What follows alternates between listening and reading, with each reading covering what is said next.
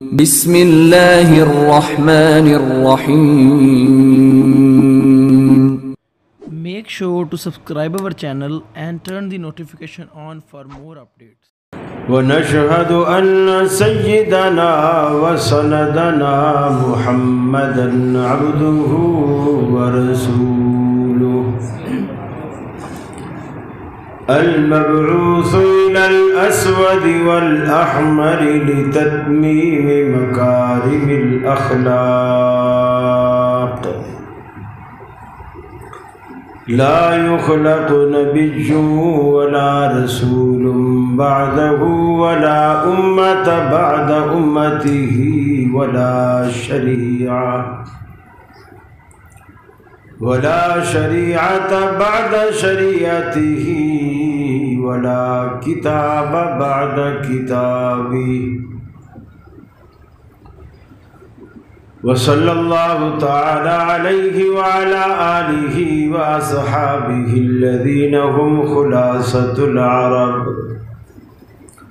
الذين هم مفاتيح الرحمة ومصابيح الغرل. أعوذ بالله السميع العليم من الشيطان الرجيم. بسم الله الرحمن الرحيم.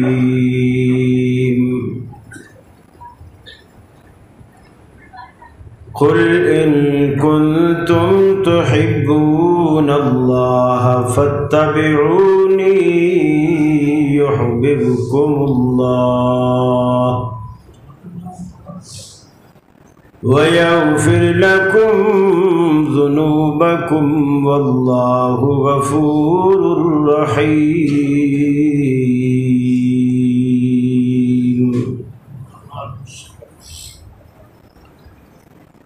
وقال الله تبارك وتعالى وَإِذْ أَخَذَ اللَّهُ مِيثَاقَ النَّبِيِّينَ لَمَا آتَيْتُكُم مِّن كِتَابٍ وَحِكْمَةٍ ثُمَّ جَاءَكُمْ رَسُولٌ مُّصَدِّقٌ لِّمَا مَعَكُمْ لَتُؤْمِنُنَّ بِهِ وَلَتَنصُرُنَّهُ قال أأقررتم وأخذتم على ذلكم إصري قالوا أقررنا قال فاشهدوا وأنا معكم من الشاهدين.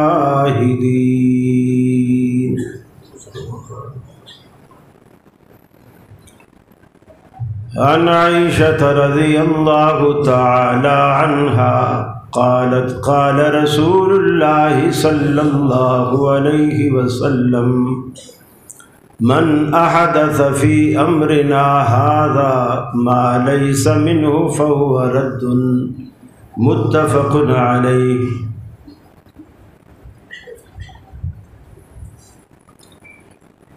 یہ مقصد ہے کہ دنیا سے جہالت دور ہو جائے، کلام اللہ سے مومن کا دل پر نور ہو جائے. یا الہی جب تک کہ میرے جسم میں جان رہے تجھ پہ صدقے تیرے محبوب پہ قربان رہے. میں رہوں یا نہ رہوں پر دل کی ہے یہ دعا، دین احمد اور عزت قرآن رہے. عزیز ساتھیوں، دوستوں اور بزرگوں، معزز علماء کرام، میرے گجرات کے اہل توحید بھائیوں، میری مسلم ماؤں بہنوں بیٹیوں، آج ہم کسی فرقے کی دعوت دینے کے لیے نہیں بلکہ آج سے 1400 سال پہلے وہ دعوت جو رسول اکرم صلی اللہ علیہ وسلم نے دی، اسی دعوت کو دہرانے کے لیے جمع ہے۔ اللہ سے دعا ہے اللہ مجھے حق کہنے کی، آپ کو سننے کی، ہم سب کو عمل کی توفیق عطا فرمائے۔ ماشاءاللہ میں جہاں بھی جاتا ہوں پنجاب میں ایک چیز خاص طور پر دیکھتا ہوں، محراب میں امام کا پنکھا نہیں ہوتا، حالانکہ زور امام کا لگتا ہے، خطیب سننے پہ تو زور نہیں لگتا نا، سارے نمازیوں کے پنکھے ہوتے ہیں، امام کا نہیں ہوتا، ظلم ہے۔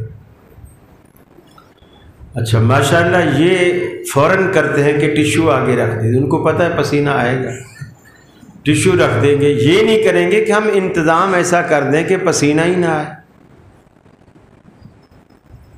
ماشاءاللہ آپ ایک تجارتی علاقے میں رہتے ہو، سارے تقریباً بزنس مین ہو، اللہ تعالیٰ آپ کو اور ترقیاں دے، امام کو ایک چھوٹا سا اے سی ہی لگوا دے، اگر پنکھا شور کرتا ہے اور آپ کو اسپیکر میں آواز شور سے سمجھ نہیں آتی تو اس کا ایک آسان حل ہے، چھوٹا سا اے سی لگوا دے، تو زور بھی امام کا لگتا ہے اور پسینہ بھی اسے چھوٹتا ہے، تو ظاہر بات ہے اس کا بندوبست ہونا چاہیے۔ اور مجھے اللہ کی ذات سے امید ہے اگر میری زندگی رہی اور میں پھر کبھی دوبارہ آیا تو انشاءاللہ میں اے سی میں بیٹھوں گا۔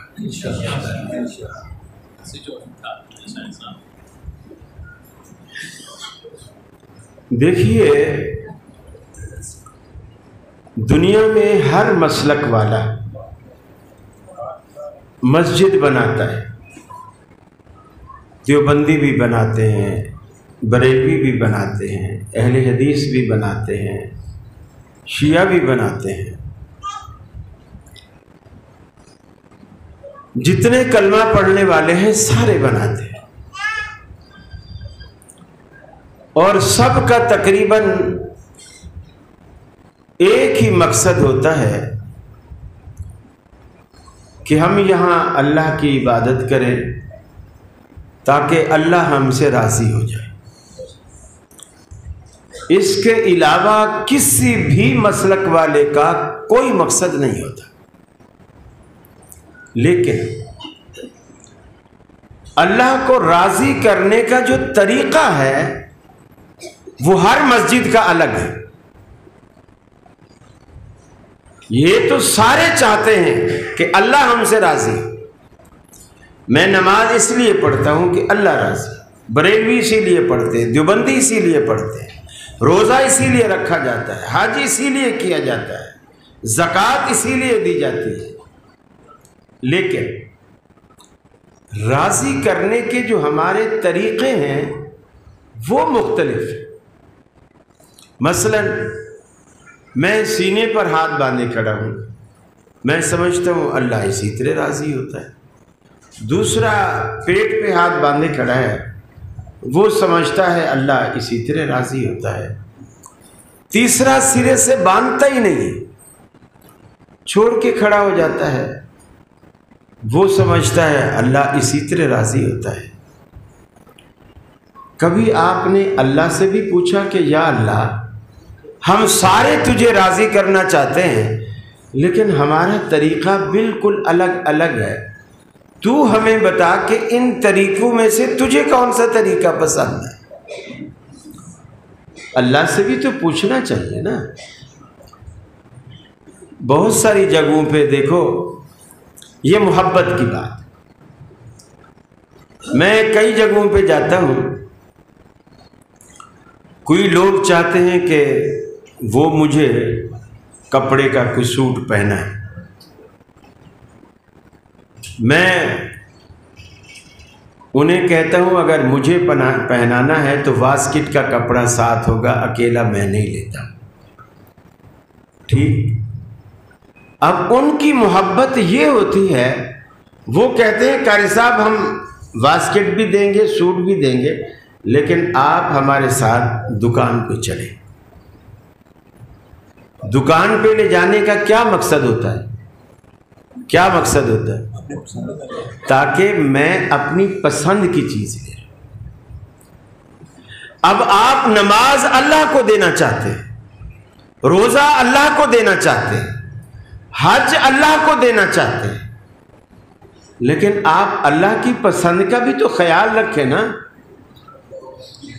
کہ میں یہ چیز جب اللہ کے لیے کر رہا ہوں تو میں تو اپنی مرضی سے کر رہا ہوں نا, کہ اپنے طور پر سمجھ رہا ہوں کہ اللہ کو شاید ایسے ہی پسند ہوگا. ضروری تو نہیں ہے. اکثر مولویوں کو لوگ سفید کپڑے دے جاتے ہیں, اکثر مولویوں کو, اور مجھے آپ نے سفید کم ہی پہنے ہوئے دیکھے ہوں, یا وہ جو بوسکی کلر ہوتا ہے, یا اسکائی کلر جو آسمانی بلو ہوتا ہے لائٹ, یہ عموماً مولویوں کو لوگ یہ گفٹ کرتے ہیں. اب ضروری نہیں ہے کہ ہر مولوی کو یہی 3 کلر پسند آ رہے ہوں, پسند الگ الگ. اللہ رب العالمین کو جب آپ ایک چیز پیش کر رہے ہیں تو آپ اللہ کی پسند کا بھی خیال رکھیں. سید عطا اللہ شاہ بخاری رحمۃ اللہ علیہ جماعت احرار کے بانی تھے. انگریز کا دور تھا, بڑا مجاہد آدمی. وہ اپنی سوانح حیات میں لکھتے ہیں کہ میں ایک جگہ مسجد میں بیٹھا تھا, نماز سے فارغ تھا, تسبیح پڑھ رہا تھا, تو ایک بندہ آیا, اس نے اللہ اکبر کیا اور سینے پر ہاتھ باندھ دی. میں سمجھ گیا کہ یہ اہل حدیث ہے. دوسرا آیا, اس نے اللہ اکبر کیا اور ہاتھ ناف کے اوپر باندھ دی. میں سمجھ گیا یہ حنفی دیوبندی ہے. ایک اور آیا, اس نے اللہ اکبر کہا اور تحت السرہ ناف سے بھی نیچے ہاتھ کو لے گیا, وہاں باندھے. میں سمجھ گیا یہ بریلوی مکتب فکر کا آدمی ہے. پھر کہتے ہیں کہ تھوڑی دیر بعد ایک اور بندہ آیا, اس نے اللہ اکبر کہا, ہاتھ چھوڑ دیے, اور میں سمجھ گیا کہ یہ شیعہ ہے. پھر تھوڑی دیر بعد ایک اور بندہ آیا, اس نے اللہ اکبر کیا اور ہاتھوں میں ایسے انگلیوں میں انگلی پھنسائی, پنجہ ڈالا اور اس طرح گردن کے پیچھے لے گئی, بجائے سینے پہ باندھنے کے, پیٹ پہ باندھنے کے یا چھوڑنے کے, اس نے گردن کے پیچھے باندھ. فرماتے ہیں کہ میں سوچ میں پڑ گیا کہ یہ کون سا فرقہ ہے. باقی تو میں سب جانتا ہوں, لیکن گردن میں ہاتھ ڈالنے والے فرقے کو میں نہیں جانتا. کہتے ہیں میں اس کے سلام کا انتظار کرتا رہا. جب اس نے سلام پھیرا, میں اس کے قریب گیا. کہتے ہیں کہ وہ مجھے جانتا تھا, پہچانتا تھا. ظاہر بات ہے سید عطا اللہ شاہ بخاری ایک معروف شخصیت تھے اور معروف شخصیت کے مالک تھے. مجھے پہچانتا تھا. میں نے اس سے پوچھا, اللہ کے بندے, یہ جو تیرا گردن میں ہاتھ باندھنے والا طریقہ ہے, یہ کس مسلک کا طریقہ ہے؟ چونکہ پاک و ہند میں جتنے مسلک پائے جاتے ہیں میں سب کو جانتا ہوں, لیکن تیرا مسلک میرے لیے نیا ہے. بولے, وہ کہنے لگا, شاہ صاحب یہ اس کا تھوڑا سا ساؤنڈ کم کرو, یہ ٹوں ٹوں کی آواز اندر سے نہیں آنی چاہیے. تو کہنے لگا, شاہ صاحب اصل میں پہلے سینے پر ہاتھ باندھتا تھا. میں ایک مسجد میں گیا, انہوں نے کہا, ہوئی ہوئی ہوئی تو وہابی ہے, تو غیر مقلد ہے, تو بے پیرا ہے, بے امامیہ ہے, بے مرشد ہے, تو دائرہ اسلام سے خارج ہے. میں نے کہا میں کیا کروں؟ بولے ہاتھ چھوڑ کے پڑھا کر, شاید وہ شیعہ ہوں گے. میں نے اس دن سے ہاتھ چھوڑ کے پڑھنا شروع کر دیا. پھر میں ایک مسجد میں گیا, نماز پڑھی, تو نماز کے بعد لوگ میرے ارد گرد اکٹھے ہو گئے، توبہ توبہ، تو شیعہ ہے، تو صحابہ کا گستاخ ہے، تو یہ ہے، تو وہ ہے، یہ تو دائرہ اسلام سے تو خارج معلوم ہوتا ہے۔ میں نے کہا میں کیا کروں؟ کہنے لگے تو ناف پہ ہاتھ باندھا کر، شاید وہ حنفیوں کی مسجد ہوگی۔ میں نے ناف پہ باندھنا شروع کر دیا۔ پھر میں ایک مسجد میں گیا، وہ شاید اہل حدیثوں کی مسجد ہوگی۔ میں نے ناف پہ ہاتھ باندھ کر پڑھنے شروع کی تو لوگ میرے ارد گرد جمع ہو گئے، توبہ توبہ، تو حنفی ہے، تو مقلد ہے، تو یہ ہے، تو وہ ہے، سنت کے خلاف ہے، بدعت کا مرتکب ہے، وغیرہ وغیرہ۔ میں نے کہا میں کیا کروں؟ بولے سینے پر باندھا کر۔ تو میں نے کہا بھائی میں سینے سے تو چلا تھا، پہلے سینے پر ہی باندھتا تھا، پھر بھی لوگوں نے مجھے کافر کہا، پھر ہاتھ چھوڑنے لگ گیا، پھر بھی مجھے کافر کہا، پیٹ پہ باندھنے لگا، پھر بھی لوگوں نے مجھے کافر کہا۔ تو میں نے سوچ کے، شاہ صاحب یہ مسلک نہیں ہے، یہ میرا طریقہ ہے، میں نے سوچ کے یہ انگلیوں میں آپس میں ڈال کے پنجہ گردن کے پیچھے باندھنے کا یہ طریقہ میں نے خود نکالا ہے۔ اب لوگوں کو نہ اس طریقے کا پتہ ہے، نہ کوئی مجھ پہ کفر کا فتویٰ لگاتا ہے۔ شاہ صاحب رحمۃ اللہ علیہ یہ بات لکھ کر کہتے ہیں، کتنے افسوس کی بات ہے کہ علماء نے دین کو آج اتنا پیچیدہ بنا دیا ہے کہ عام آدمی دین سے راہ فرار اختیار کر کے ان کے فتووں کی زد سے بچنے کے لیے ایک نیا راستہ تلاش کرنا چاہتا ہے۔ فتوے بازی نہیں کرو، ذہن سازی کرو، ذہن سازی کرو، فتوے بازی نہیں کرو، آسان ہے فتوے بازی۔ دیکھیے نبی رحمت صلی اللہ علیہ وسلم مسجد میں بیٹھے، صحابہ بیٹھے، جس طرح آپ بیٹھے ہیں ایسے مسجد بھری پڑی، مجمع میں سے ایک نوجوان اٹھا، ایک نوجوان اٹھ کے رسول اللہ صلی اللہ علیہ وسلم سے سوال کیا اس نے، اور بڑا عجیب و غریب سوال، اور وہ بھی رسول اللہ سے، اور وہ بھی مسجد نبوی میں۔ رسول اللہ صلی اللہ علیہ وسلم سے جب سوال کیا، وہ سوال یہ کیا، یہ جو بچوں والی خواتین ہیں یہ تھوڑا پیچھے چلی جائیں، بالکل پہلی صف میں نہ رہیں۔ رسول اکرم صلی اللہ علیہ وسلم نے اس کی طرف توجہ کی، کیا سوال ہے؟ وہ کھڑا ہوا ہے، باقی صحابہ بیٹھے، کہتا ہے یا رسول اللہ صلی اللہ علیہ وسلم، آپ کی دین کی ساری باتیں مجھے پسند ہیں سوائے ایک کے، ساری باتیں مجھے پسند ہیں سوائے ایک کے، اور وہ ایک بات کی میں آپ سے اجازت چاہتا ہوں کہ وہ جو مجھے پسند نہیں ہے اس کی آپ مجھے اجازت دے دیں کہ میں کرتا رہوں، باقی ساری باتیں آپ کی ماننے کو تیار۔ وہ کیا ہے؟ کہتا ہے یا رسول اللہ صلی اللہ علیہ وسلم، مجھے زنا کی لت ہے، اس کی مجھے اجازت دے دیجیے۔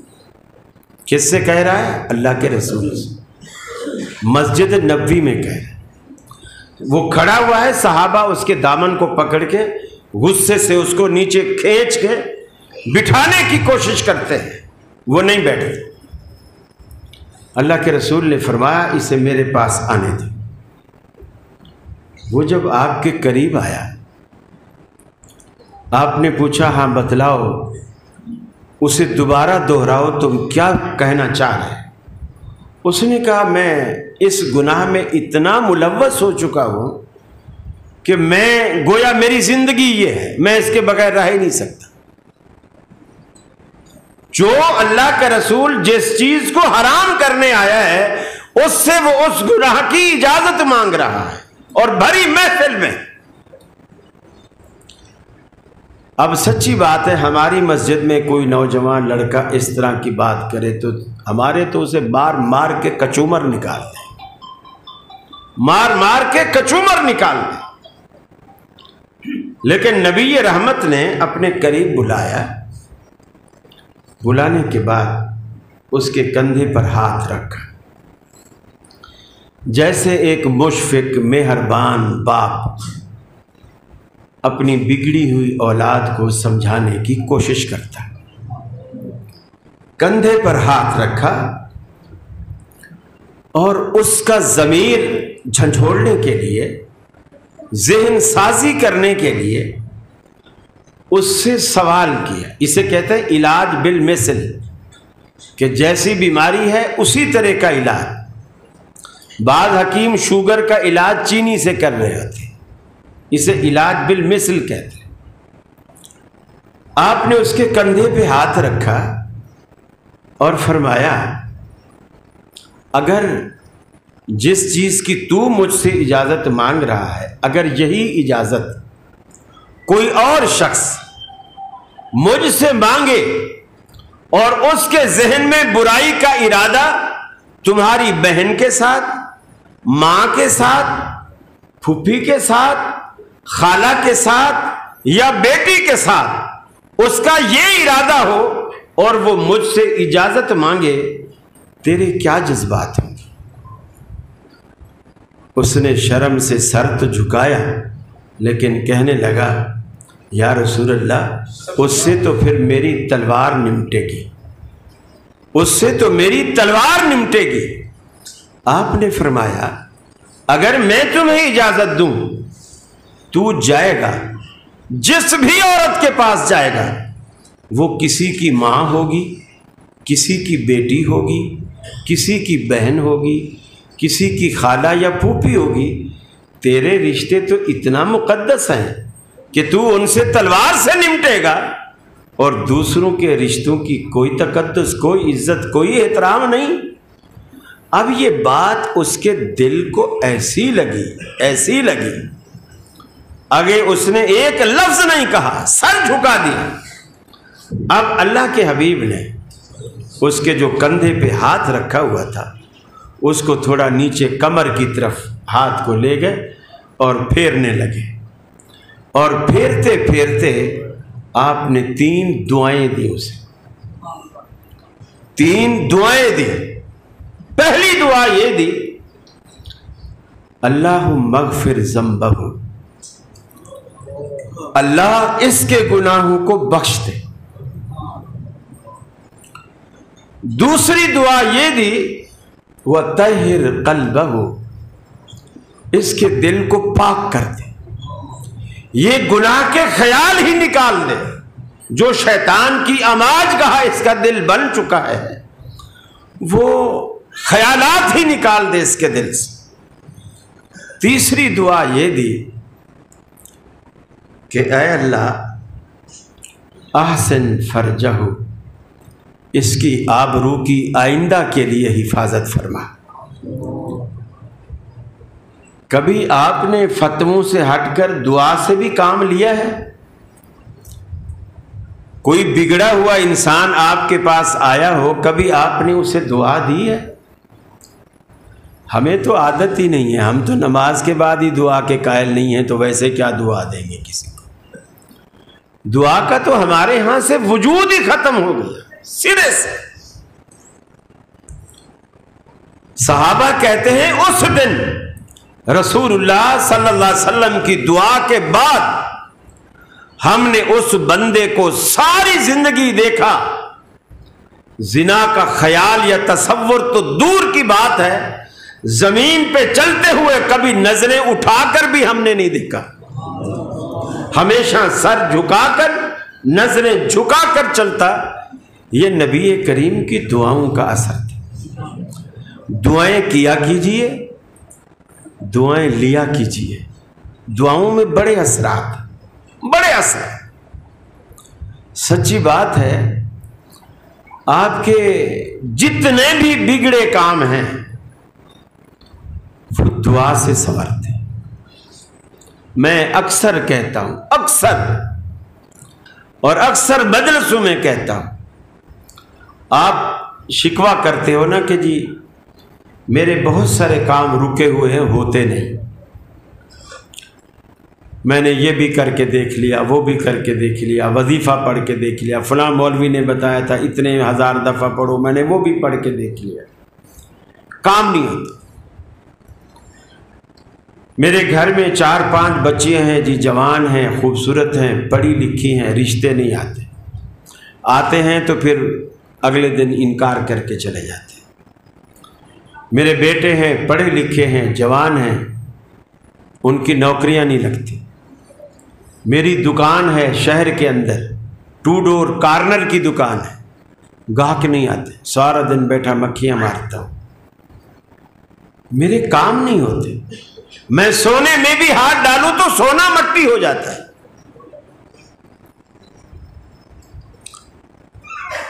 اللہ تعالیٰ نے آپ کو دنیا میں ایک مثال دی ہے، اس سے آپ نے کبھی سبق ہی نہیں لیا۔ وہ مثال کیا ہے؟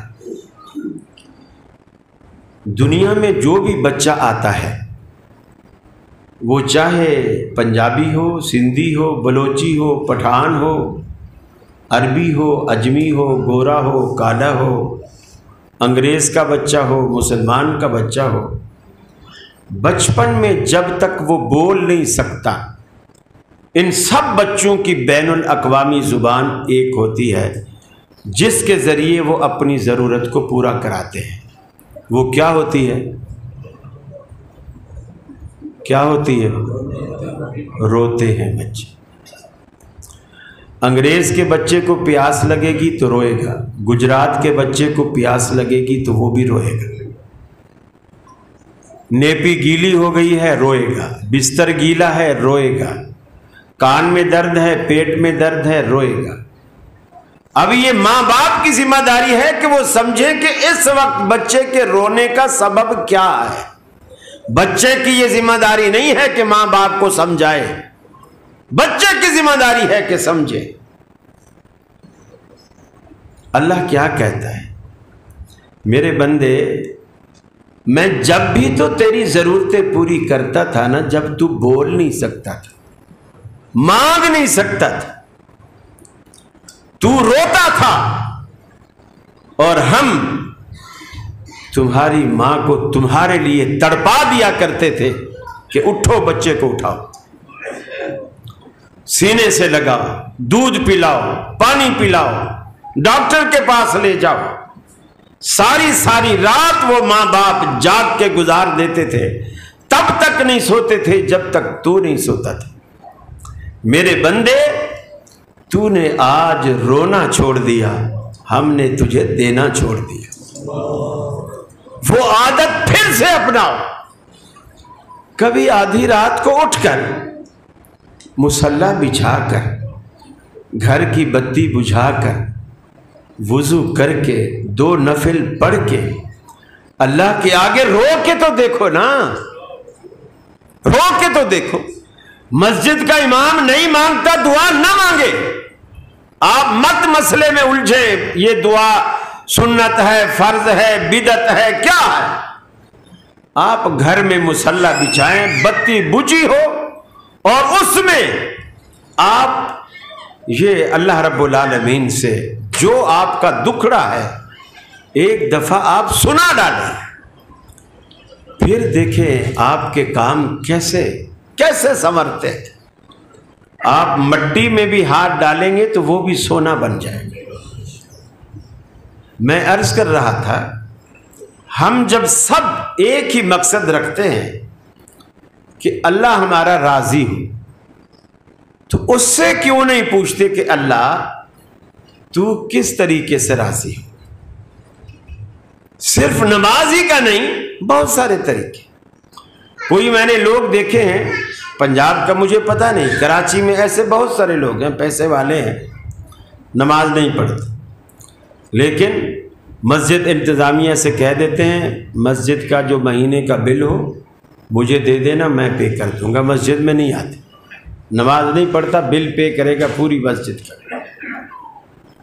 پنکھوں کی ضرورت ہے مجھے بتانا، میں لگوا دوں۔ صفوں کی ضرورت ہے مجھے بتانا، میں صفیں بچھوا دوں گا، نئی کارپیٹ بچھا دوں گا۔ نماز پڑھنے، اب وہ ایسا کیوں کر رہا ہے؟ وہ بھی یہی سمجھ رہا ہے کہ میں اس طرح رب کو راضی کر رہا ہوں۔ کوئی قبر پہ چادر ڈالتا ہے، اگربتیاں لگاتا ہے، وہ بھی یہی سمجھتا ہے میں رب کو راضی کر رہا ہوں۔ ابھی میں آج آپ کی گجرات کی گلیوں سے گزرا ہوں، بہت سارے گھر، بہت ساری مسجدیں رنگ برنگی بتیوں سے روشن ہیں اور بڑے کمکمے جل رہے ہیں، اور وہ بھی ان سے پوچھو گے تو وہ بھی یہی کہیں گے کہ جی اللہ کو راضی کرنے کے لیے ہم نے کیا ہے۔ اگر آج تک آپ نے اللہ سے نہیں پوچھا تو چلو آج پوچھ لیتے ہیں۔ اللہ سے پوچھئے کہ وہ کس سے راضی ہوتا ہے، کس طریقے سے خوش ہوتا ہے۔ فرمایا قل ان کنتم تحبون اللہ فاتبعونی یحببکم اللہ۔ اے دنیا والو، اے حبیب، اس پوری کی پوری کائنات کو بتلا دو جو میری رضا چاہتے ہیں، میری خوشنودی چاہتے ہیں، میری محبت چاہتے ہیں، میرا پیار چاہتے ہیں، انہیں بتا دیجئے میں ان سے کیسے راضی ہوتا ہوں۔ سینے پر ہاتھ باندھنا کوئی معنی نہیں رکھتا، پیٹ کو تھامنا کوئی معنی نہیں رکھتا، سرے سے ہاتھوں کو لٹکا دینا کوئی معنی نہیں رکھتا۔ میں جس بات سے راضی ہوتا ہوں میرے بندے مجھ سے کیوں نہیں پوچھتے؟ انہیں بتا دیجئے فاتبعونی یحببکم اللہ۔ میں محمد عربی صلی اللہ علیہ وسلم کے نقش قدم پر چلتے چلے آئیے، نتیجے میں تم اللہ کے محبوب بن جاؤ گے، اللہ تمہیں پسند کرنے لگے گا، تمہارے اعمال کو پسند کرنے لگے گا، تمہاری نمازوں کو قبول کرنے لگے گا، تمہارے روزے کو قبول کرنے لگے گا۔ کب؟ فاتبعونی یحببکم اللہ، جب تم اللہ رب العالمین کے پیغمبر کے نقش قدم پر چلو گے۔ اے الہ العالمین، دنیا میں ہم اتنے بڑے مطلبی ہیں، جس سے بھی دوستی رکھتے ہیں، بڑے دل میں تمنا اور آرزو ہوا کرتی ہے، اگر ہمیں کوئی شادی کے موقع پر، خوشی کے موقع پر، غمی کے موقع پر اگر کسی کی چیز کی ضرورت پڑ جائے، دوست کام آ جاتے ہیں، دوست کام آ جاتے ہیں۔ اللہ اگر تجھ سے دوستی ہو جائے، تیرے پیغمبر کے اسوے پر چلنے سے تجھ سے یارانہ قائم ہو جائے، تیری دوستی کا ہمیں کیا فائدہ ہوگا؟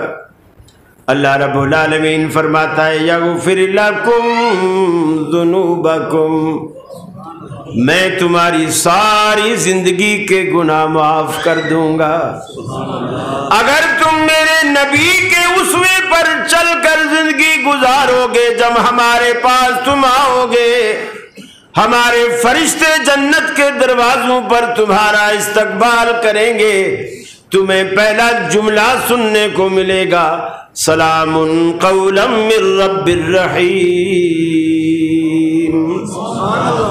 اے اللہ کے نیک بندو، رب رحیم کا سلام قبول کرو۔ ارے تم کو اللہ رب العالمین کائنات کا بادشاہ تمہیں سلام کرے گا، تمہارے گناہوں کو بخشے گا۔ بندہ پوچھتا الہ العالمین، آج بہشت کا دروازہ ہمارے پاکستان میں موجود ہے، اس دری سے بھی گزرا جائے تو گناہ بخشے جاتے ہیں، یہ کون سا انوکھا کام ہے؟ یہاں کے تو وزیر اعظم بھی اس دری سے گزر جاتے ہیں، یہ گناہ بخشوانا تو بڑا آسان کام ہے۔ اللہ رب العالمین کہتا ہے نہیں، واللہ غفور الرحیم، بخشنے والی ذات صرف میری ذات۔ کسی کو ہم نے یہ اختیار، یہ پاور دے کر ہی نہیں رکھی کہ کوئی کسی کے گناہ بخش سکے، یہ میرا در ہے، میرے در پر آؤ گے، ندامت کے دو اتھرو بہاؤ گے، اپنا دست سوال اٹھاؤ گے، तमन तलब का दामन फैलाओगे, मेरे लुत्फ व करम को आजमाओगे, मैं तुम्हें नवाजता चला जाऊंगा, तुम मांगते चले जाओगे, मैं देता चला जाऊंगा, तुम मांगते मांगते थक जाओगे, लेकिन मैं देते देते न थकूंगा, मैं तो इतने खजानों का मालिक हूं। लो फरमाया अगर तुम्हारी सारी कायनात के इंस अव्वलकुम व आखिरकुम इंसकुम व जिन्नकुम, तुम्हारे पिछले भी पहले भी जो मर गए वो भी, जो मौजूद हैं वो भी, जो आने वाले हैं वो भी, अगर सारे के सारे लोग दोबारा जिंदा होकर एक चटियल मैदान में जमा हो जाएं, इंसान भी और जिन भी, फसालू कुल्ला मसआला, फरमाया हर कोई अपनी अलग अलग जरूरत मेरे सामने पेश करता चला जाए, मैं हर बंदे की अलग अलग जरूरत को पूरा करूं।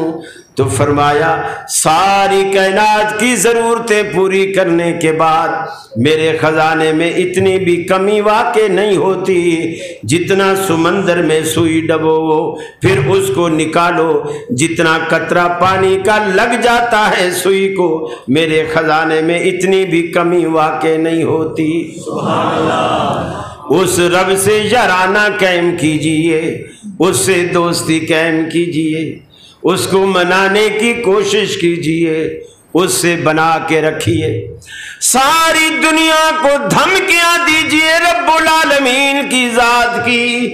आज कितने लोग हैं जी, मेरा मामू थानेदार, मेरा फलां जज, मेरा ताया जो है वो डीएसपी, मेरा सुसर जो है वो एसएचओ, लोग दुनिया को धमकियां देते हैं, खबरदार मुझसे पंगा मत लेना, मैं तो एसएचओ का भांजा हूं, मैं तो फलां जज का भतीजा हूं, तुम्हें अंदर करवा दूंगा। अरे कभी हमें ये भी जुर्रत हुई, हमने आज तक किसी को ये धमकी दी हो, खबरदार मुझे हाथ मत लगाना, मेरी तो अल्लाह से यारी है? कभी कहा हमने किसी को? इसलिए कि हमने कभी रब से यारी रखी ही नहीं, रब से ताल्लुक जोड़ा ही नहीं, रब से रिश्ता बनाया ही नहीं, इसलिए आज तक हम किसी को ये धमकी भी नहीं दे पाए। और जिन लोगों ने ताल्लुक रखा था, हदीस में आता है अल्लाह के हबीब सफर में एक झाड़ी के नीचे आराम फरमा है, अपनी तलवार को दरख्त की शाख के साथ लटकाया हुआ है, आपने लटकाया हुआ है, आपकी आंख लग गई, एक काफिर दबे पांव आया, उसने तलवार को उठाया, तलवार को अपने हाथ में लेने के बाद आवाज लगाई बड़े फख्र के साथ, रसूलुल्लाह सल्लल्लाहु अलैहि वसल्लम को जगाया, जगाने के बाद सबसे पहला सवाल किया कि बता तुझे मेरे हाथ से आज कौन बचाएगा? आपने ये नहीं फरमाया मैं एसएचओ का भांजा हूं, आपने ये नहीं फरमाया मैं कमिश्नर का अब्बा हूं, उसने सवाल किया बता आज मेरे हाथ में तलवार है, तू खाली हाथ खड़ा है, मुझे बता कि आज तुझे मेरे हाथ से कौन बचाएगा? अल्लाह के हबीब ने जुबान से एक ही जुमला निकाला, अल्लाह, अल्लाह बचाने वाला है। अल्लाह के रसूल फरमाते अल्लाह जैसे मेरी जुबान से निकला उसके हाथ से तलवार गिर गई। ये तलवार गिराने वाला कौन? अल्लाह। रसूलुल्लाह का सहारा बनने वाला कौन? अल्लाह के रसूल ने धमकी दी अल्लाह की जात की, और अल्लाह ने वो कर दिखाया। आपने तलवार उठाई और फरमाया अब तू बता, मुझे तो मेरे रब ने बता लिया, तू बता तुझे कौन बचाएगा? मुशरिक को वसाइल पे भरोसा, वसाइल पे तकिया होता है, मोमिन और मुवाहिद सिर्फ अल्लाह पर भरोसा करता है। जैसा कि नूह अलैहिस्सलातु वस्सलाम ने अपने बेटे पर इसरार किया, बेटा मेरी कश्ती में सवार हो जा, बेटे ने इनकार किया, बाप बेटे का इनकार जारी है। اللہ کے رسول حضرت نوح علیہ السلام بلاتے ہیں، وہ انکار کرتا ہے، حالانکہ اپنا لخت جگر ہے، لیکن کیا جواب دیتا ہے؟ ابا جی آپ مجھے جس پانی سے ڈراتے ہو، پانی آخر کتنا اونچا آئے گا، کتنا اونچا آئے گا، اس چھت جتنا، اس سے دگنی چھت جتنا۔ یہ جو آپ کو پہاڑ نظر آ رہا ہے، سآوی الی جبل یعصمنی من الماء، اے ابا جی یہ پہاڑ جو نظر آ رہا ہے میں بھاگ کر اس پہ چڑھ جاؤں گا، اور وہ پہاڑ یعصمنی من الماء، وہ مجھے پانی سے بچا لے گا۔ حضرت نوح علیہ السلام فرماتے ہیں بیٹا یہ تیری بھول ہے، لا عاصم اليوم من امر اللہ، آج اللہ کے حکم سے کوئی بچانے والا نہیں۔ قرآن کہتا ہے باپ بیٹے کی تکرار جاری تھی، ان دونوں باپ بیٹے کی تکرار کے درمیان وحال بینہما الموج فکان من المغرقین، ان دونوں کے درمیان پانی کی موج حائل ہوئی، پیغمبر کی آنکھوں کے سامنے پیغمبر زادہ غرق ہو گیا۔ تو جس کو ڈبونے پر آئے پھر کس کی ہے طاقت پار کرے، محبوب تیرا مجبور رہا کشتی میں پسر کو بٹھا نہ سکا۔ اے خالق کل، اے مالک کل، اے رازق کل، اے حاکم کل، سبحان ہے تو، رحمان ہے تو، تیری صفتیں کوئی بھی پا نہ سکا۔ اپنے رب کو پہچاننے کی کوشش کیجیے، لیکن اللہ کی پہچان محمد الرسول اللہ کے بغیر ممکن نہیں ہے، اللہ کے رسول صلی اللہ علیہ وسلم کے بغیر ممکن نہیں ہے۔ آپ کے اسوے کو اپنائیے، بات بات پر دلیل مانگیے، کام بڑے آسان ہیں۔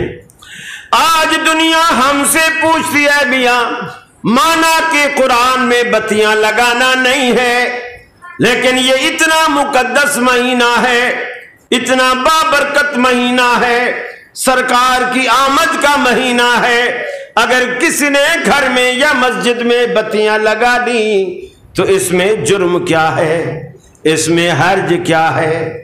کھانے کے تھال پر اگر مولوی صاحب نے چند صورتیں پڑھ لی قرآن کی، کسی کو گالیاں تو نہیں دی، قرآن ہی پڑھا ہے، اس میں کیا حرج ہے؟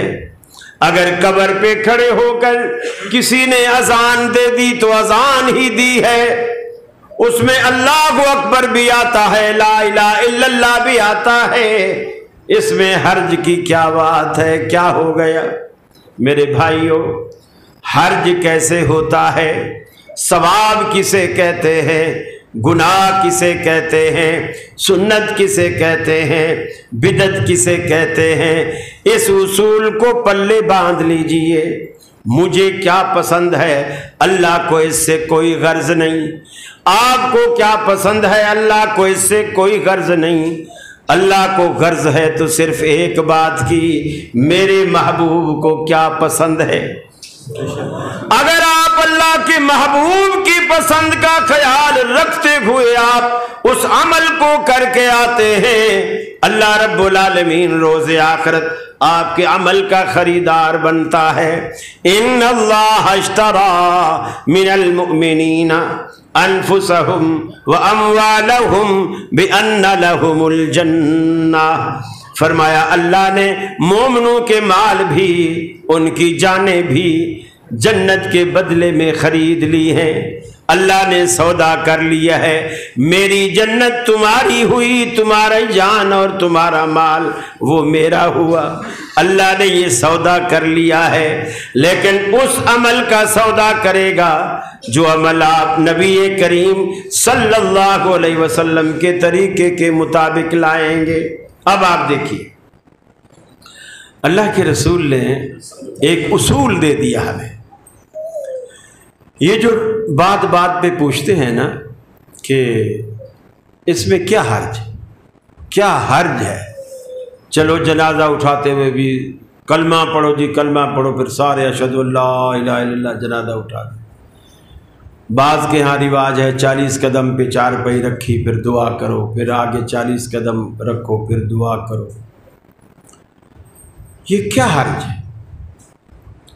اللہ کے رسول صلی اللہ علیہ وسلم فرماتے ہیں من عامل عملا لیس علیہ امرنا فہو رد۔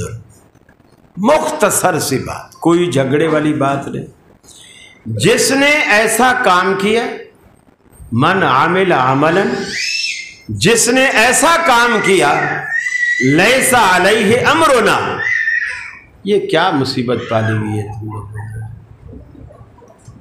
لیس علیہ امرنا، کہ جس پر ہمارا حکم نہیں ہے، فہو رد، وہ مردود ہے۔ فہو رد، وہ مردود ہے، مطلب یہ کہ اللہ اسے قبول ہی نہیں کرتا، اس کا اجر ہی نہیں دیتا، اس کا ثواب ہی نہیں دیتا، وہ مردود ہے۔ اب صحابہ کرام کے زمانے میں بھی اختلافات ہوتے تھے، لڑائیاں ہوتی تھیں، جھگڑے ہوتے تھے، سب کچھ ہوتا تھا، لیکن وہ مٹتے تھے۔ کیسے مٹتے تھے وہ اختلافات؟ کیسے مٹتے تھے؟ کیسے ختم ہوتے تھے؟ نبی رحمت صلی اللہ علیہ وسلم کی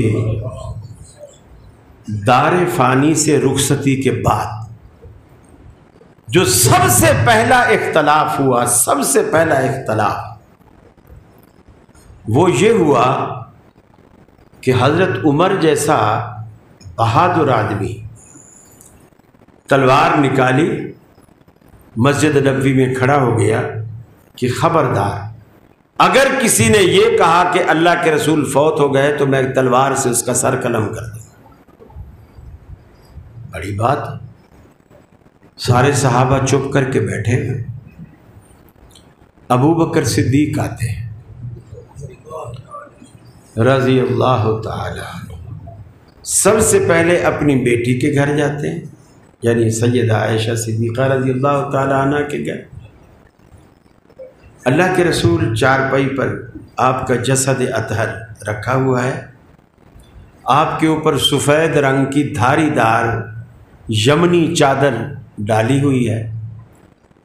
صدیق اکبر نے چہرہ انور سے کپڑا ہٹایا، پیشانی کا بوسہ دیا اور فرمایا اے اللہ کے رسول، آپ پر جو موت آنی تھی وہ یہی ہے جو آ چکی ہے، 2 موتیں اللہ آپ پر نہیں لائے گا۔ یہ کہہ کر چہرہ ڈھک کر صدیق اکبر رضی اللہ تعالیٰ عنہ مسجد چلے گئے۔ مسجد میں حضرت عمر بکھرے ہوئے، تلوار بے نیام ہے، اور وہ چوکتے بھی نہیں ہیں، جو کہتے ہیں کر گزرتے ہیں۔ اب دونوں کے فضائل صحابہ کرام کے سامنے موجود ہیں۔ ابو بکر صدیق آئے، سیدھا مسجد نبوی کے ممبر پر چڑھ گئے، لوگوں کو مخاطب کیا، مخاطب کر کے کہا کہ سنو، من کان یعبد محمدًا فإن محمدًا قد مات۔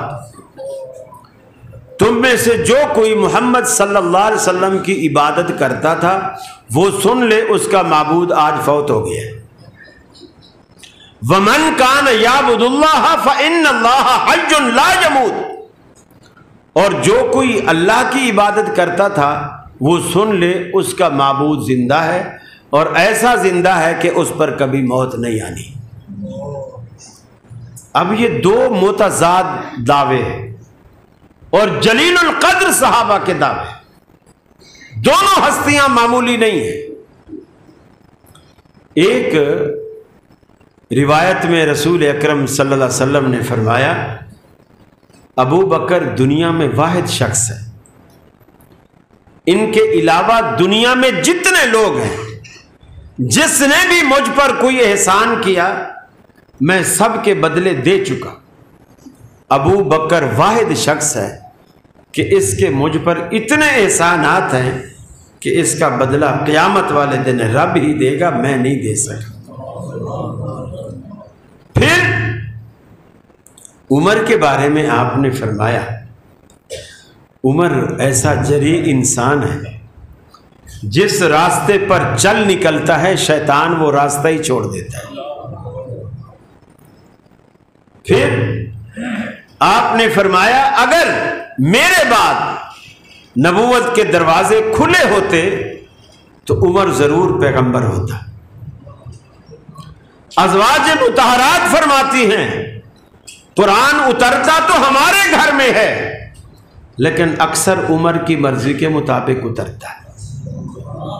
اترتا ہمارے گھر میں ہے، اکثر عمر کی مرضی کے مطابق اترتا ہے۔ پھر ابو بکر کی یہ فضیلت بھی دنیا کو معلوم تھی کہ آپ نے فرمایا تھا جب آپ آخری بیماری میں تھے، لوگوں نے کہا مسجد لوگوں کی بھری پڑی ہے لوگوں سے، اور وہ نماز کے لیے آپ کی امامت کا انتظار کر رہے ہیں، تو آپ اگر نہیں جا سکتے تو آپ کسی کو حکم کریں کوئی نماز پڑھائے۔ آپ نے فرمایا مرو ابا بکر فلیصلی بالناس، ابو بکر سے کہو کہ لوگوں کو نماز پڑھائیں۔ آج تو لوگ بڑی آسانی سے نعرے لگاتے ہیں علی دا پہلا نمبر، علی دا پہلا نمبر، بڑے فخر سے کہتے ہیں۔ اگر علی کا پہلا نمبر تھا تو اس وقت حضرت علی بھی موجود تھے، حضرت عباس آپ کے چچا وہ بھی موجود تھے، سارے موجود ہیں، لیکن آپ نے فرمایا مرو ابا بکر فلیصلی بالناس، ابو بکر سے کہو کہ لوگوں کو نماز پڑھائیں۔ لوگوں کو یہ ساری فضیلتیں معلوم ہیں، حضرت عمر کی بھی، حضرت ابو بکر کی بھی۔ بلکہ ایک موقع پر حضرت عمر کہتے ہیں میں گھر سے بہت سارا سامان لایا، اللہ کے رسول ایک جہاد کے لیے چندہ کر رہے تھے اور چادر بچھائی بھی تھی، لوگ اپنا اپنا مال ڈالتے کہ میں کافی بڑی گٹھڑی لے آیا، اور میرے دل میں یہ تھا کہ ہمیشہ ابو بکر مجھ سے نمبر لے جاتے ہیں، آج تو میں ہی نمبر لوں گا۔ میری اتنی بڑی گٹھڑی تھی، میں نے لا کے رسول اللہ صلی اللہ علیہ وسلم کے سامنے رکھ دی۔ ابو بکر صدیق آئے، وہ بھی گٹھڑی لائے، لیکن ان کی چھوٹی گٹھڑی تھی۔ ان کی گٹھڑی دیکھ کر میں دل میں بڑا خوش ہوا کہ میری گٹھڑی بڑی ہے، ابو بکر کی گٹھڑی چھوٹی ہے، تو آج تو سمجھو میں جیتا ہی جیتا۔ لیکن اللہ کے رسول صلی اللہ علیہ وسلم نے سوال کا انداز بدل دیا۔ یہ نہیں پوچھا کہ تیرا مال کتنا کلو ہے اور ابو بکر تیرا مال کتنا کلو ہے۔ اگر آپ یوں پوچھتے تو حضرت عمر کا مال زیادہ تھا۔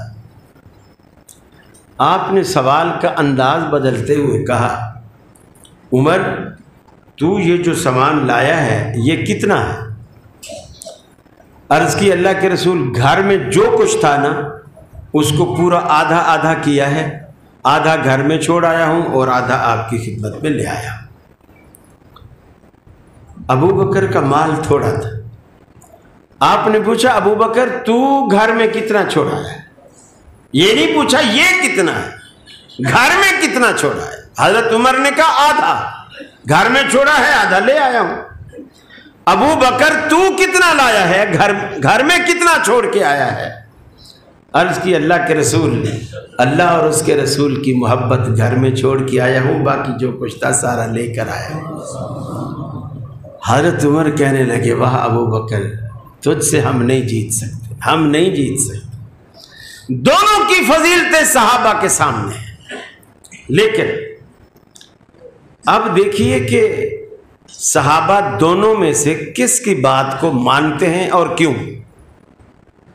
حضرت عمر کہتے ہیں حضور فوت نہیں ہوئے، ابو بکر صدیق کہتے ہیں حضور فوت ہو گئے، اور دونوں بڑے عالم دین بھی ہیں، اللہ کے رسول کے سچے صحابی اور سچے یار بھی ہیں اور یار غار بھی ہیں، یہ دونوں فضیلتوں والے ہیں۔ اس کے باوجود صحابہ دونوں کے دعووں کو سنتے ہیں، اور اب آپ اندازہ لگائیے کہ وہ کس کی بات کو مانتے ہیں اور کیوں۔ ابو بکر صدیق نے بھی دعویٰ کیا، حضرت عمر نے دعویٰ کیا۔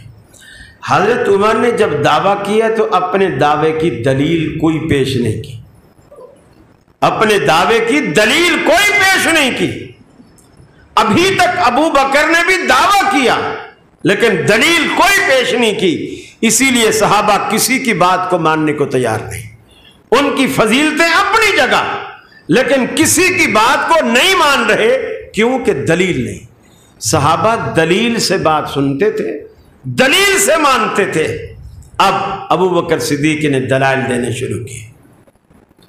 فرمایا وما محمد الا رسول قد خلت من قبله الرسل افإن مات او قتل انقلبتم على اعقابكم۔ فرمایا محمد صلی اللہ علیہ وسلم بھی دیگر انبیاء کی طرح ایک پیغمبر ہیں، اگر اللہ کے رسول صلی اللہ علیہ وسلم قتل کر دیے جائیں یا دنیا سے رخصت ہو جائیں تو کیا تم اسلام سے ایڑیوں کے بر پلٹ جاؤ گے؟ اللہ نے قرآن میں کہا، صدیق اکبر نے دوسری دلیل دی۔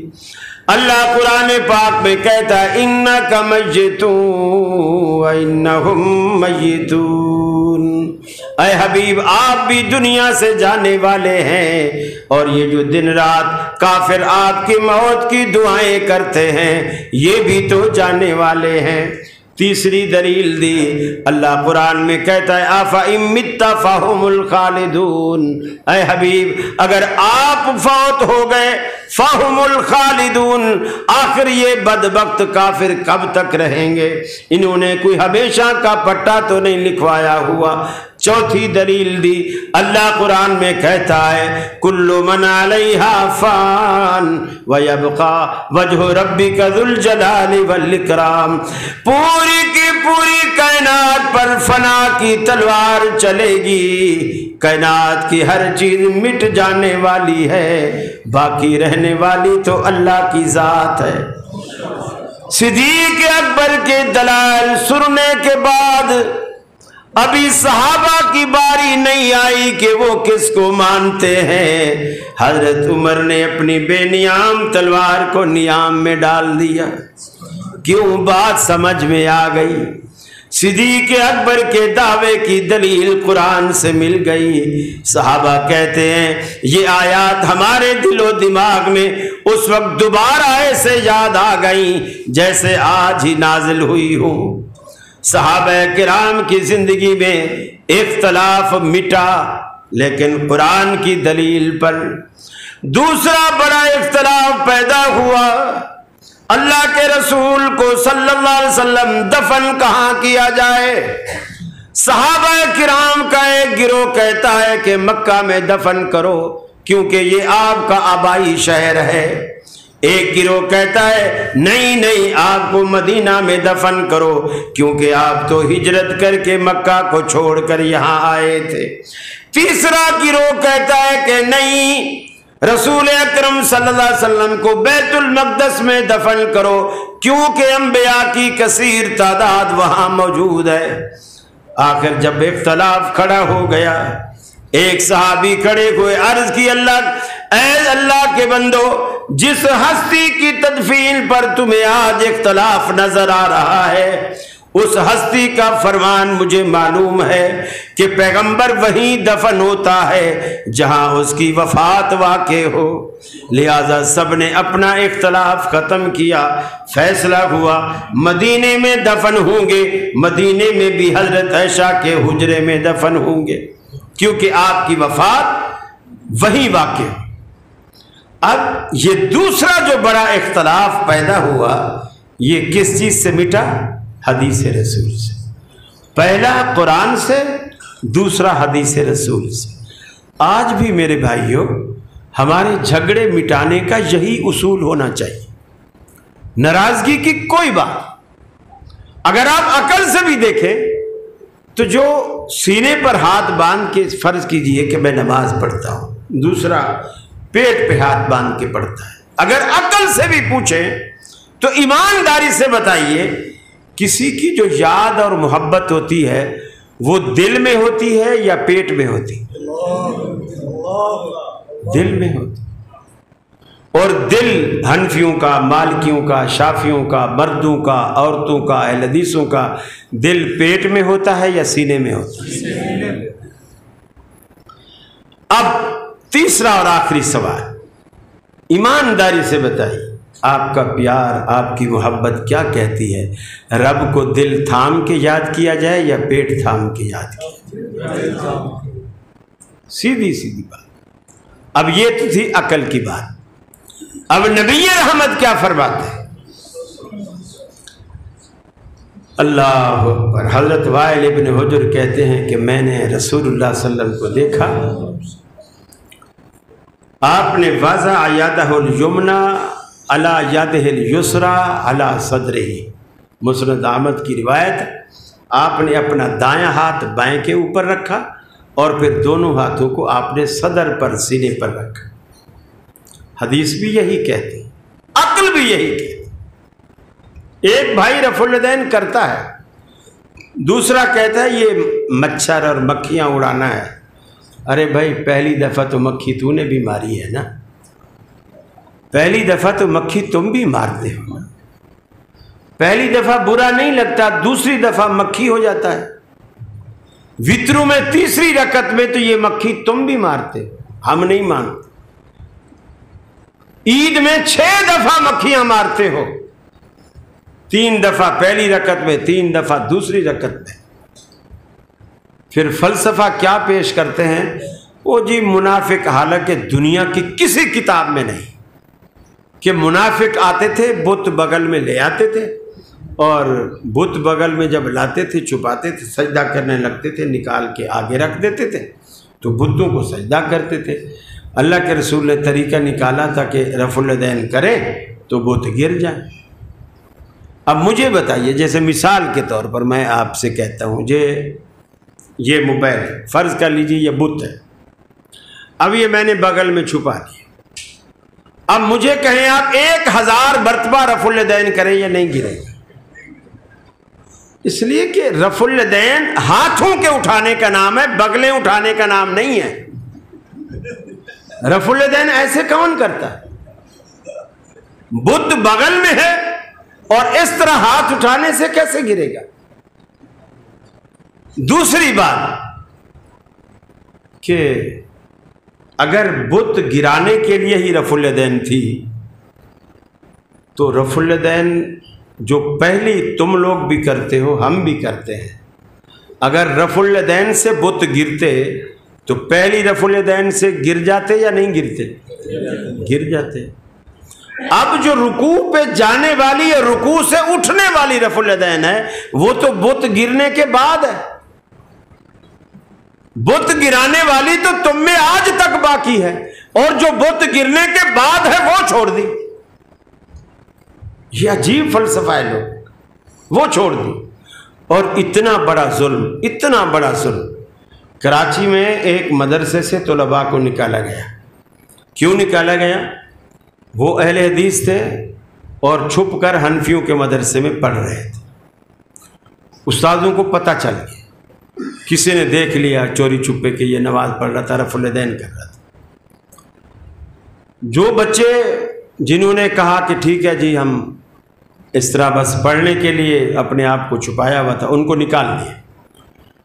کچھ بچوں نے کہا کہ جی میں اہل حدیث نہیں ہوں، میں رفع الیدین کر رہا ہوں، میں شافعی ہوں، اس کو چھوڑ دیا، اس کو نہیں نکالا۔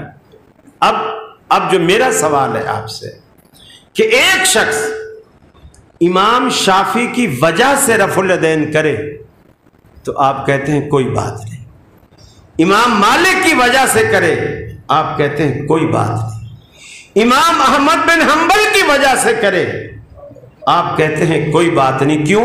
کہ چاروں امام برحق، یہی نقطہ نظر ہے نا، چاروں امام برحق۔ لیکن اگر کوئی کہے نہ میں امام شافعی کی وجہ سے، نہ مالک کی وجہ سے، نہ حنبل کی وجہ سے، میں تو محمد رسول اللہ کی وجہ سے کہتا ہوں، تو آپ کہتے ہیں نکل جا مدرسے سے، یہ تو غلط ہے۔ یہ آپ کا ایمان ہے۔ امام شافعی کا طریقہ تمہیں پسند ہے، امام مالک کا پسند ہے، احمد بن حنبل کا پسند ہے، اور یہ چاروں برحق ہیں۔ لیکن اگر برحق نہیں تو صرف آمنہ کا لال برحق نہیں؟ یہ تمہاری ایمانی غیرت ہے؟ کچھ سوچو میرے بھائیوں، کچھ سوچو۔ بخاری میں جو تین چار روایتیں ہیں نا رفع الیدین کی، یہ مولانا مودودی علیہ الرحمہ کی کتاب ہیں رسائل و مسائل، لوگ سوال کرتے ہیں وہ اس کا جواب دیتے ہیں۔ اس میں ایک جگہ وہ لکھتے ہیں کہ امام بخاری جو 4-5 روایتیں رفع الیدین کی لائے ہیں، دنیا آج تک اس کا جواب نہیں دے سکی، اس کا رد نہیں پیش کیا۔ حالانکہ وہ خود حنفی ہے، رفع الیدین نہیں کرتے، لیکن یہ مانتا ہے کہ جو امام بخاری روایتیں لائے ہیں دنیا آج تک اس کا توڑ پیش نہیں کر سکی۔ اور دوسری بات، رفع الیدین ہم کیوں کرتے ہیں؟ حضرت عبداللہ بن عمر کہتے ہیں، مالک بن حویرث کہتے ہیں، وائل بن حجر کہتے ہیں کہ ہم نے اللہ کے رسول کو دیکھا اذا افتتح الصلاۃ، جب نماز کو آپ شروع کرتے ہیں رفع الیدین کرتے ہیں، وَإِذَا كَبَّرَ لِلرُّكُوعِ، اور جب رکوع کے لیے تکبیر کہتے ہیں رفع یدیہ حذو منکبیہ، آپ اپنے ہاتھوں کو اپنے کندھوں کے برابر تک اٹھاتے ہیں۔ اور بعض روایتوں میں یہ بھی ہے او شحمۃ اذنیہ، یہ کانوں کی لو کے برابر تک بھی، یعنی یہاں بھی اور کانوں کی لو کے برابر یہاں بھی۔ پھر اذا رفع راسہ من الرکوع، جب رکوع سے سر اٹھاتے ہیں تو بھی اللہ کے رسول اسی طرح اپنے ہاتھوں کو کانوں یا کندھوں کے برابر تک اٹھایا کرتے تھے۔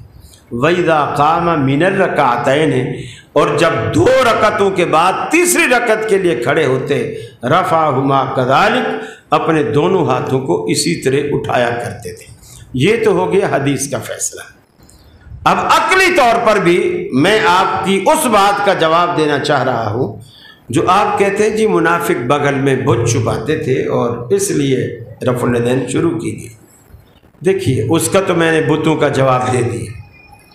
ہم رفع الیدین کیوں کرتے ہیں؟ ایک اس لیے کہ اللہ کے رسول کا طریقہ یہی ہے۔ اس میں حکمت کیا ہے؟ حکمت یہ ہے جب بھی 2 فوجیں آپس میں لڑتی ہیں، اس میں جو فاتح فوج ہوتی ہے شکست خوردہ فوج سے کہتی ہے ہینڈز اپ، ہینڈز اپ، اپنے ہاتھ کھڑے کر دیجیے۔ وہ جو فاتح فوج ہوتی ہے، یہ دنیا کا رول ہے، جب آگے کوئی مجرم بھی ہو نا، جب وہ ہینڈز اپ کر لے تو آپ اس پہ فائر نہیں کر سکتے۔ یہ دنیا کا معنی ہوا اس کو۔ اب آپ اس کو گرفتار کریں گے، پکڑیں گے، قید کریں گے، مقدمہ چلے گا، لیکن آپ اسے اب مار نہیں سکتے جب اس نے ہینڈز اپ کر لی۔ جب آپ اللہ کی دربار میں آتے ہیں، اللہ کی دربار میں آتے ہیں، آپ اپنے دفتر میں کمشنر ہیں، ڈی سی ہیں، وزیر ہیں، وزیر اعظم ہیں، وزیر اعلیٰ ہیں، جج ہیں، کچھ بھی ہیں، اللہ کی دربار میں آنے کے بعد آپ زبان سے کہتے ہیں اللہ اکبر۔ اس کا معنی کیا ہے؟ اللہ سب سے بڑا ہے، سب سے بڑا۔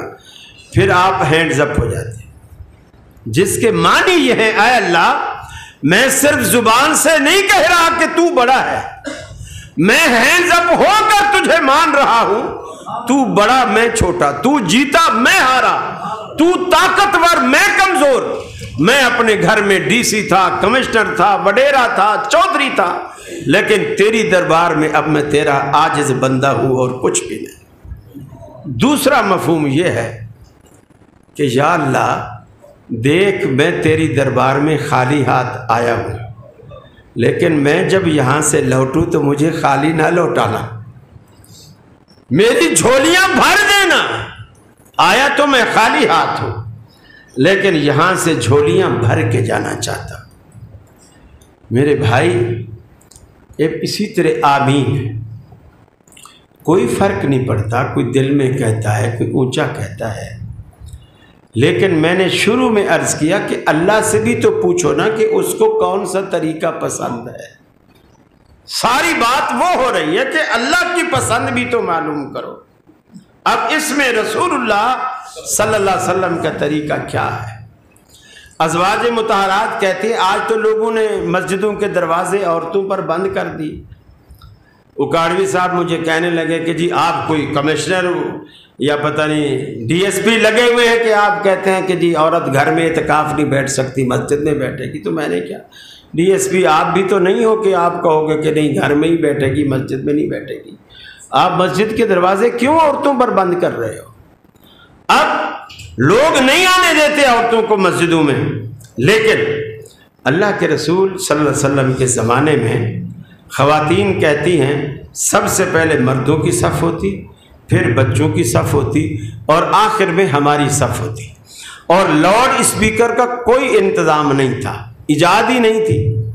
اللہ کے رسول مصلی پر، امامت کے مصلی پر کھڑے ہو کر جب غیر المغضوب علیہم ولا الضالین کہتے اور اس کے بعد آپ آمین کہتے تو وہ خواتین کہتی ہیں رفعوا اصواتہم، سارے صحابہ بھی اور اللہ کے رسول بھی آمین کی جو آواز کو آپ بلند کرتے تو فرماتی ہیں ہم آخری صف میں اللہ کے رسول کی آمین کی آواز کو سنا کرتی تھی۔ اس سے بڑی دلیل آپ کو اور کیا چاہیے؟ حضرت عطا بن ابی رباح رضی اللہ تعالیٰ عنہ بہت بڑے جلیل القدر صحابی ہیں، وہ کہتے ہیں میں حرم میں کعبہ میں داخل ہوا، ادرکت مئتین من اصحاب النبی صلی اللہ علیہ وسلم، میں نے 200 صحابہ کو حرم مکی میں 200 صحابہ کو پایا، میں گیا تو 200 صحابہ میں نے گنے وہاں موجود ہیں۔